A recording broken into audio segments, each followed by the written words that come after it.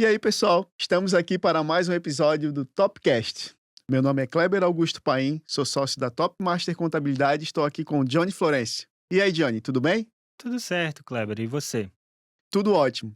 Qual o nosso assunto hoje? Eu tenho aqui na minha pauta como contratar um funcionário e quais os seus custos. Nossa, agora que vem a carga tributária, as obrigações acessórias e tudo aquilo que está envolvido.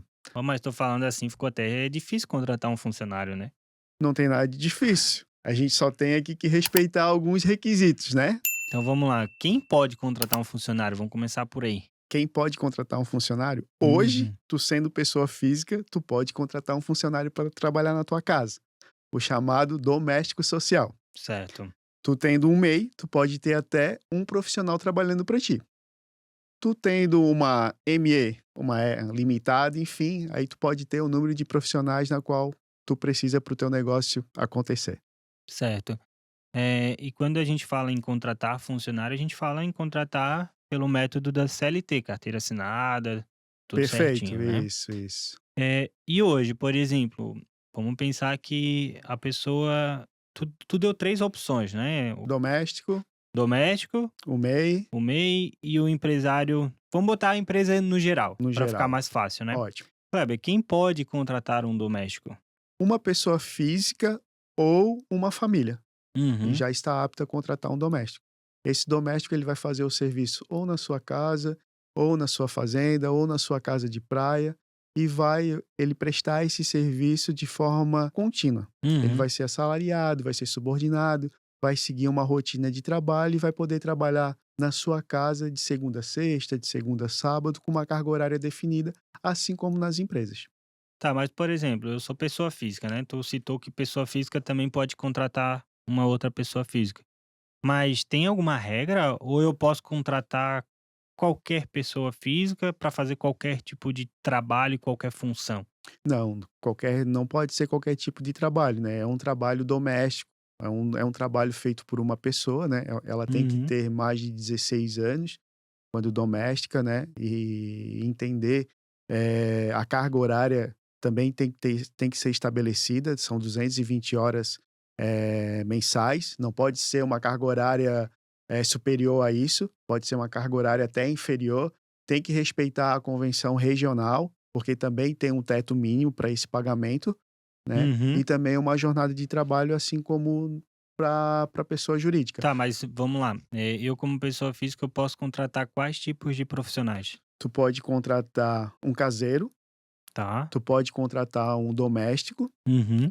um faxineiro, um Tá. arrumador, pode contratar uma pessoa para transportar, ou seja, utilizar o teu veículo, Motorista? um motorista, Uhum. tu pode contratar um cuidador. Tá. Esses são os mais conhecidos e Eu utilizados. posso contratar uma babá também? Pode sim. O cuidador, ele não tá direcionado só a idoso, ele tá no geral, seria Não, assim? tem a diferença ali entre babá, tem a Aham. atividade de babá e atividade de cuidador. Cuidador normalmente vai cuidar de uma pessoa que está com alguma enfermidade, doente Uhum. ou com locomoção, ela vai fazer essa atividade. Normalmente é alguém da área da saúde que vai fazer esses cuidados. Ah, legal. E quais são os custos que eu tenho para contratar um profissional desse, por exemplo? Hoje tu vai ter os custos do FGTS, Que seria o 8%? 8%, daí tu vai ter o 3,2%, que é já levando em consideração a tu ter uma multa rescisória, então tu já faz esse recolhimento. Então eu recolho 8% do FGTS normal, mais 3,2 de uma antecipação de uma possível rescisão. Perfeito. Tu vai Uhum. ter também a obrigatoriedade dos aves de férias, dos aves de 13º. Tu vai ter também, o recolhimento da contribuição da parte do profissional, Tá, e né, aí que é o INSS. e é ele é maior, assim, ou ele é praticamente o mesmo de Ele uma é um pouco empresa? maior, ele tem ali uma parte patronal, que na empresa aí vai depender da tributação, se é Uhum, simples ou presumido, né, e sim. no mais segue uma tabela já Que pré-estabelecida seria pelo aquela governo tabela do federal. INSS para desconto, que essa é a parte que Isso. vai descontar do Uhum. profissional. Então, se a gente for resumir, eu como pessoa física, eu posso contratar um profissional para trabalhar com um serviço mais voltado para minha casa, né, como tu mencionou agora há pouco. Vou ter um custo de 8% de FGTS, mais uma um FGTS de rescisão antecipada de 3,2, Uma parte patronal de INSS patronal e o restante vai descontar ali do do funcionário. profissional. E aí esse profissional, por exemplo, suponhamos que ele ganha R$ 4.000, então já vai ter o imposto de renda pessoa física também, né? Através de uma tabela progressiva, que é a tabela utilizada para todos os profissionais hoje registrados via CLT. Legal. E o outro caso que tu trouxe também foi o contratar um profissional pelo MEI. Quando eu contrato esse profissional pelo MEI, eu primeiro, né, quais profissionais eu poderia contratar? Tem alguma limitação? Porque na pessoa física a gente tem uma limitação maior. No MEI, acredito eu que a gente tem uma limitação, só que ela é um pouco menor. É uma limitação no número de profissionais, você pode ter apenas um, Uhum, né? E também no valor que você paga. Você não pode pagar além da sua convenção coletiva. tá. Por exemplo, você contratar um gerente hoje para prestar serviço sendo MEI, você teria uma limitação, porque normalmente vai estar lá na convenção coletiva, que é um sindicato que vai Uhum. disponibilizar isso para você, com 2.500, R$ 3.000, 4.000. E um gerente é um cargo de confiança, é um Mas ele cargo vai gerenciar diferenciado. quem no MEI? Que se é Ele só ele de ele funcionário? poderia gerenciar a tua empresa como um todo. Não necessariamente tu precisa gerenciar outras pessoas, né. Uhum. Tu, organizar o financeiro, organizar o teu fluxo de caixa, fazer esse trabalho, esse atendimento com a contabilidade, diversas funções você pode fazer. Eu usei o Uhum. gerente para te ter uma noção de que tu teria uma dificuldade de pagar um Um um um valor a maior. piso maior. E se eu pagar a maior, o que que acontece? Hoje, todos os eventos são direcionados ao E-Social, Uhum. que leva essas informações à Receita Federal. Certo. Então, a Receita Federal ela vai identificar que tu é um MEI, que a tua atividade é MEI, e também vai observar que você está fazendo um pagamento superior na qual a sua atividade, ou seja, o seu modelo de negócio permite. Isso pode gerar um desvínculo de função, um desvínculo de atividade na qual não é permitido hoje. E aí, isso na prática, qual é o ônus que a empresa teria? Na prática, essa empresa ela pode vir sofrer uma sanção e perder o modelo O do benefício MEI, do o MEI, né? benefício, né, que é o Uhum. benefício em cima do benefício, né, e ser forçada a ir para uma tributação do Simples Nacional ou presumido. Legal. Isso é interessante você falar, porque, né, às vezes tem a necessidade, né, de querer contratar, ou às vezes aquele profissional de fato merece uma remuneração maior. E aí a gente vê como o sistema no Brasil, ele é um pouco contraditório, né? Ele te inibe a tua empresa de poder crescer. Por Porque teoricamente eu vou crescer mediante a uma remuneração maior para o meu profissional também, né? Então, é um pouco, vamos se dizer assim, o cara começa a pensar, né? Tipo, cara, realmente será que o governo quer que tu fique no meio, né? Não, na verdade, como a gente mencionou em episódios anteriores, né, o MEI foi criado pro cara que vende uma pipoquinha na frente do circo, no Uhum, futebol, até aquele que faz um churrasco, aquele que coloca seu frango para vender, ou uhum, vende um picolé para fazer o recolhimento. sim. Então, o governo, ao limitar 81.000 no ano, 6.750 no mês, ele já vai criando, porque tu imagina, teu faturamento só pode ser 81.000 no ano, e tu vai ter uma pessoa que presta serviço para a tua empresa ganhando 120.000, como que tu vai executar esse pagamento? É, não, Já realmente a conta não fecha, a né? conta não fecha. E outro ponto, aí a gente tem uma terceira opção para contratar um funcionário, que é a mais comum também, vamos se dizer, né, que é eu tenho uma empresa, seja ela do Simples Nacional, ou lucro presumido ou lucro real, e nessa situação, eu já não vou ter muita limitação de contratar funcionário, certo? Não, a limitação vai ser o teu negócio, Uhum, né. Os custos eles vão ser de acordo com a tributação da tua empresa. Existe uma tributação para os teus profissionais se tu é do modelo simplificado, o chamado Simples Nacional, ou se tu é do modelo presumido ou lucro real. uhum, Então, é esse entendimento que tu tens que ter. Isso pode encarecer a tua folha em até 28,5%. sim. Então é Que muito é a importante. parte do patronal ali, né, que é O INSS Isso, o patronal, mais os INSS terceiros, né? 20%, mais os terceiros, mais o RAT, enfim, bate até o Porque até isso 28,50. é engraçado, porque muita gente não conhece o sistema S, né? Que é o Senai, Sebrae, Sesc SESI. Senai, aham. Muita gente acha que essas instituições são pagas pelo governo, mas na verdade, o empresário que não é optante pelo Simples Nacional, todo mês ele está subsidiando essas operações, certo? Sim, assim como uma parte também desses recursos também são disponibilizadas para o sindicato. Uhum.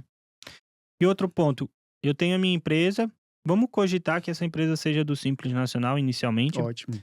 É, eu quero contratar um funcionário, como que eu faço? Então, primeiro tu tens que ver a tua atividade, Tá. na atividade na qual você presta o serviço ou faz as suas vendas, Uhum. vai verificar a região na qual você atua e em cima disso você vai procurar um sindicato Certo. para vincular os teus profissionais e baseado nessas informações você vai estipular um valor mínimo a ser pago por uma jornada de trabalho. Mas, por exemplo, vamos supor que eu trabalho no mercado digital, tenho lá vários funcionários, né, ou vários tipos de receita. Eu posso ter receita como infoprodutor, eu posso ter receita como afiliado, gerente de afiliado, até mesmo ter a minha receita com AdSense no YouTube. Nesses casos, por exemplo, que eu tenho várias atividades e vários tipos de receita na mesma empresa, é qual convenção coletiva ou que tipo de regra eu realmente eu vou precisar seguir? Normalmente, em exceto situações que você tem teleatendente prestando serviço, porque é muito comum nessas áreas, você nas suas atividades você tem comércio. Uhum, Então você vai procurar normalmente, né, claro que eu estou usando aqui um geral, certo. você vai procurar um sindicato de comércio, que é um sindicato maior, onde tu vai ter uma facilidade também para ter essas informações e fazer esses registros. Tá, então, por exemplo, vamos pensar aqui num passo a passo para quem está nos assistindo. Teoricamente, ele vai procurar pela contabilidade dele, a contabilidade vai dar uma lista de documentos no qual ele precisa solicitar ao empregado para que envie para a contabilidade. E quem vai cuidar da convenção coletiva, salário base, é o próprio contador, certo? Essas preocupações é do contador. Faz Uhum. parte das atividades na qual ele presta serviço para esse cliente. Então, o empresário, por sua vez, ele tem que preocupar em falar com o contador dele, o contador vai passar a lista de documentos e ele vai atrás desses documentos. Sim, o Isso? que acontece é, em algumas contabilidades, né, que não tem essa consultividade com o cliente, entender o negócio do cliente, o cliente ele passa esse valor já: "Ah, vou contratar um fulano aqui por R$ 1.500, ele vai trabalhar essa jornada". Uhum. E aí você: "Não, calma aí, a gente tem que verificar". E aí ele já contratou, o profissional já está trabalhando na empresa, ou seja, começou tudo errado. Sim. Tá, então sempre que tu como empresário vai contratar alguém, primeiro converse com o seu contador, porque ele vai fazer todo esse levantamento, inclusive dos custos, e lhe passar, para verificar a jornada de trabalho, a atividade e aquilo que o profissional pode te oferecer. Eu costumo falar para os nossos clientes o seguinte: os nossos profissionais, ou seja, os colaboradores, são os nossos principais ativos, mas podem ser também lá na frente o principal passivo dessa empresa. Uhum. Legal tu falar isso, até porque, por exemplo, né, tipo, muitas vezes o empresário ele não tem esse conhecimento. Ele tá começando agora, às vezes é o primeiro profissional que ele tá contratando. E aí muito se questiona, será que é tão caro assim contratar um funcionário? Se a gente for pensar hoje, em custos para contratar um funcionário, uma empresa que esteja no Simples Nacional. Eu vou levar em consideração um formato geral, Uhum, né. Você vai contratar um profissional, R$ 2.000 vão levar em média, tu trabalhando 220 horas, que é o que é permitido numa jornada de trabalho, tu vai ter em torno de custo, em torno de 30% sobre esse valor. Então hoje, R$ 2.000 você vai pagar em torno de R$ 2.600 de custo, levando em consideração provisões de férias, provisões de 13º, FGTS e INSS. O INSS, o imposto de renda, é interessante a gente ter esse entendimento. De uma empresa do Simples, esse valor ele é repassado para o colaborador. Na do presumido, ele também é repassado ele é para o descontado, né? descontado. Ou Isso. seja, você faz a retenção, mas quem paga é o profissional. Uhum, Então, A diferença do simples para o presumido é justamente o que a gente mencionou anteriormente. Não tem a parte patronal, não tem a parte do RAT, né, e dos serviços chamados S.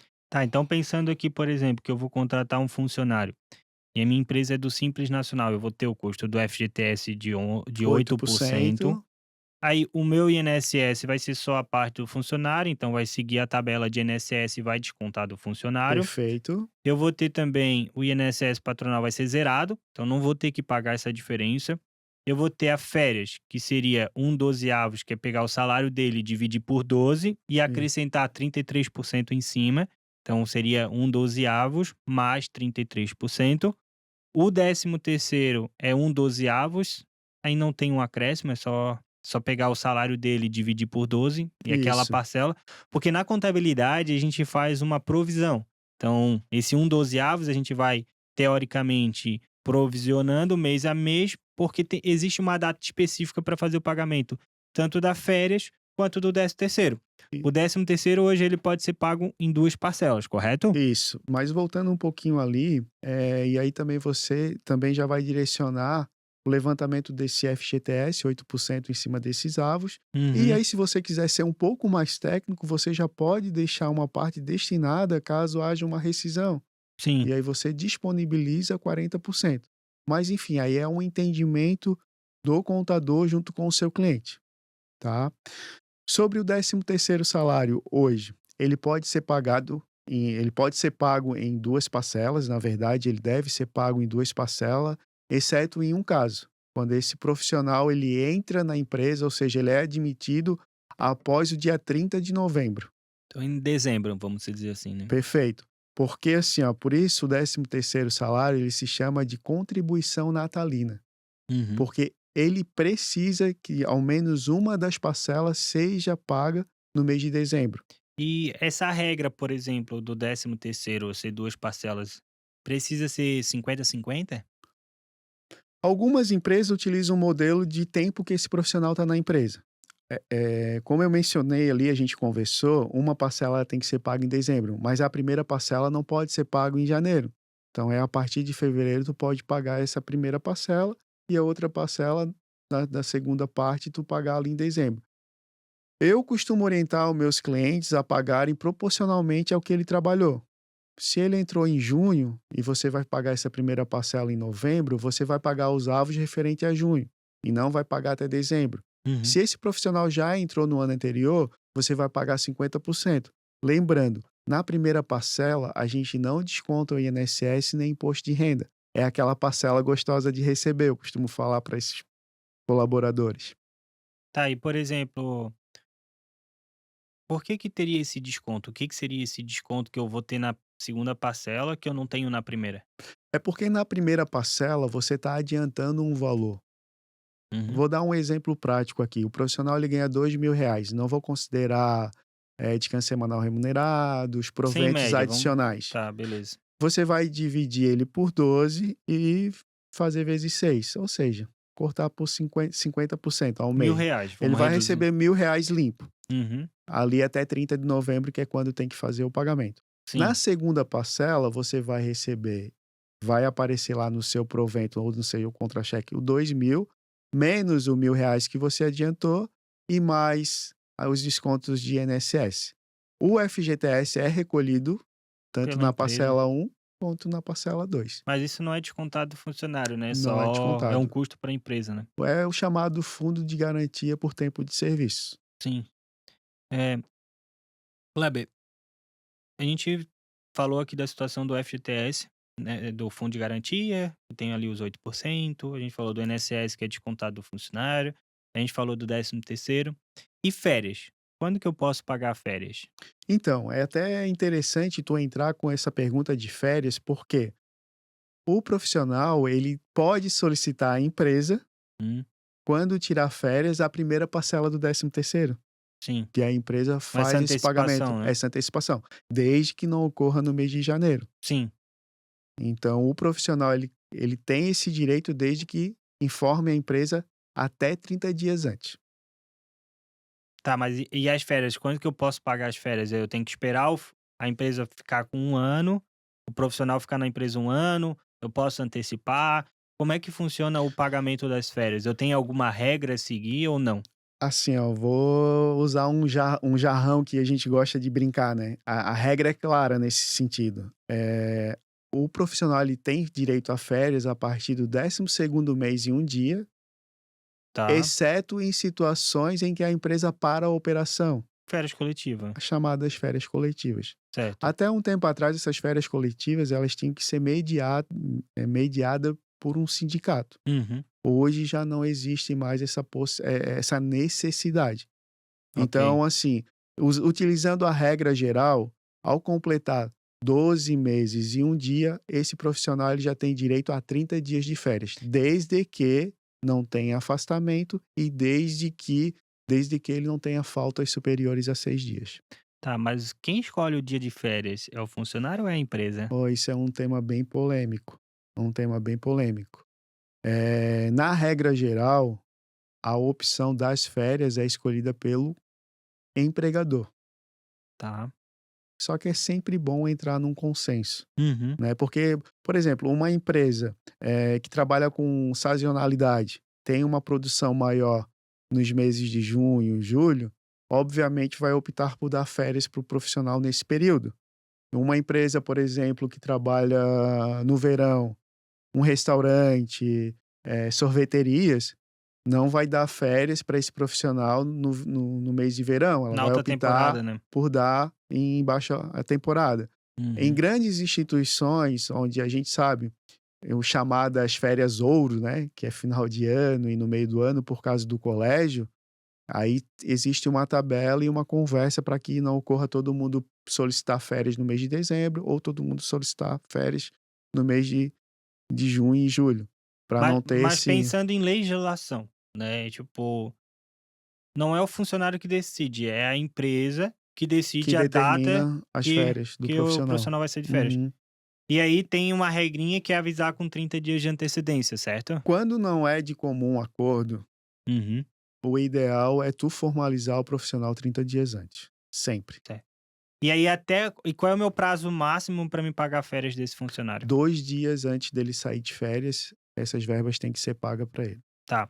E qual é o prazo máximo que esse funcionário tem para tirar as férias dele? Ele não pode estar de férias ao completar 2 anos. Ou seja, quando ele tiver completar o limite máximo é quando ele estiver completando 23 meses, porque ele vai retornado à empresa ao completar 24 meses. Pelo menos um dia antes. Pelo menos ao menos um dia antes. Tem um entendimento de que não pode completar 2 anos, mas estando de férias ele não pode ultrapassar, Uhum, exceder esses 2 anos. legal. Qual a multa sobre isso? Pagar as férias em dobro.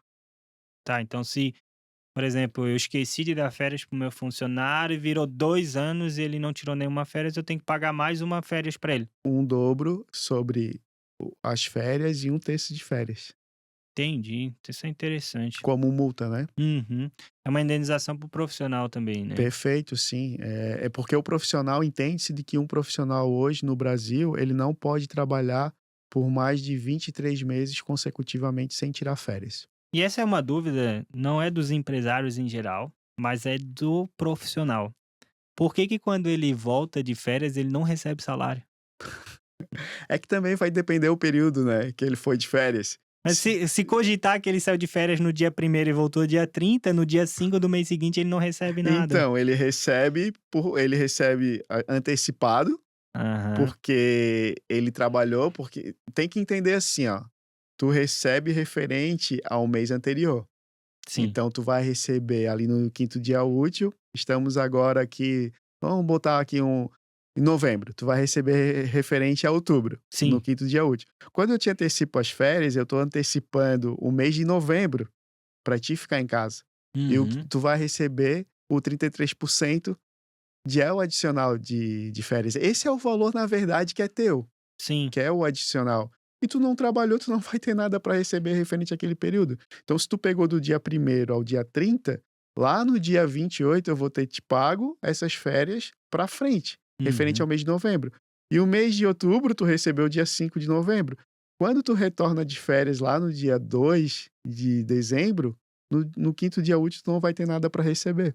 Acontece muita confusão em relação a isso. É, eu vejo que é muito comum, né, as histórias que os empresários contam pra gente, que o profissional volta doido da vida, gastou o dinheiro todo que recebeu quando saiu de férias, e no dia 5 achando que vai cair dinheiro na conta e não cai, né, porque ele já recebeu antecipado. Então, Antecipado. o maior problema é o profissional achar que as férias é um salário dobrado, mas não, Não. ele é uma antecipação do salário futuro e um acréscimo de 1/3. Hum. Levando ao linguajar, o que ele ganha mesmo de diferente são 10 dias. Um 10 terço, né. dias é dele. Isso é o adicional. No mais, só foi antecipado para ele para que ele fique em casa. E foi antecipado e ele não vai trabalhar, né, no Não caso, trabalhou, logo e não ainda vai recebe. ganhar o salário só do mês, Isso, não é um adicional, isso. né, é o salário antecipado do mês seguinte, tendo em vista que ele não trabalhou, mais 33% ou 1/3 que a gente costuma dizer, assim, É, né. isso considerando que ele pegou os 30 dias, né. Existem Uhum. outros modelos de férias, com Sim, de 2017 para cá, a gente pode segmentar em 3 vezes essas férias, ela pode ser dada em prazos diferenciados, o funcionário ele pode solicitar ao empregador dele a compra de 10 dias, então tem essas outras formas também de férias que podem ser adotadas, desde que haja uma conversa prévia. Kleber, estamos chegando aqui na reta final desse episódio. Antes da dica de ouro, eu quero dizer para você, siga o nosso canal, aperte o sininho. Se ficou com alguma dúvida sobre esse tema, que com certeza você ficou, deixe aqui nos comentários que a gente vai estar respondendo em breve. E fique por dentro dos próximos episódios. Agora, Kleber, qual é a dica para a gente encerrar esse episódio de hoje? Contrate certo. Procure o sindicato de acordo com as suas atividades, verifique a jornada de trabalho, com certeza não vai ter problema. É isso aí. Muito obrigado para você que ficou até aqui e até o próximo episódio. Até mais.